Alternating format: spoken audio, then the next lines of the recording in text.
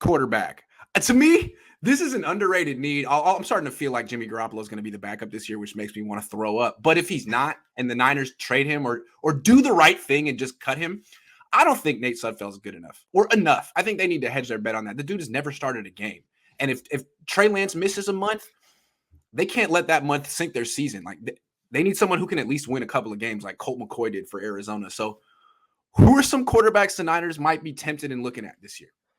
All right, so one of the bigger knocks on Trey Lance coming out of college was didn't have a bunch of passing attempts, right? Yeah, like, and even like when I watch him, you can still see like, just needs the reps throwing the ball, just get more comfortable. Well, this guy won't have an issue with being comfortable throwing the rock because Bailey Zappi out of Western Kentucky, he was a guy that originally started at a Division II school, then transferred to a smaller D1 school, but he led the nation. He broke the record for most passing yards in the season. So he holds that. I don't know who held it before. Maybe Colt Brennan or maybe who was that? 62 touchdown passes. Damn.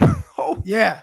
Do a ton of touchdowns. So Zappi, he has no issue. But now, again, I think he fits kind of Kyle Shanahan's mold. Obviously, Trey Lance is a little different than these guys, but 6'1", 215 pounds.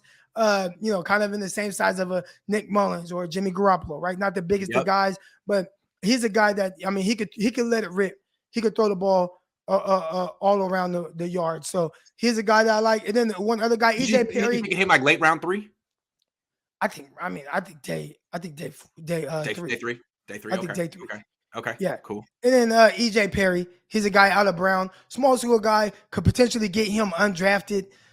So that's a guy that, if you want that guy, and the 49ers they've kind of went that direction. I mean, outside of obviously what they did with CJ Beathard, but I think the undrafted route, a guy like this, it makes a lot of sense. All right. There's one guy the Niners have to at least have a conversation about. It's possible that at pick 61, Carson Strong will drop to them. What do you think of him? Would he be worth? I mean, the idea of the Niners spending their first pick on a quarterback this year would be so controversial, and it'd probably be stupid as hell. But they at least have to have the conversation. What do you think of Carson Strong? It would be good for content, right? Carson Strong again. Another guy I watched at the Senior Bowl, and I wasn't very impressed. You can't move.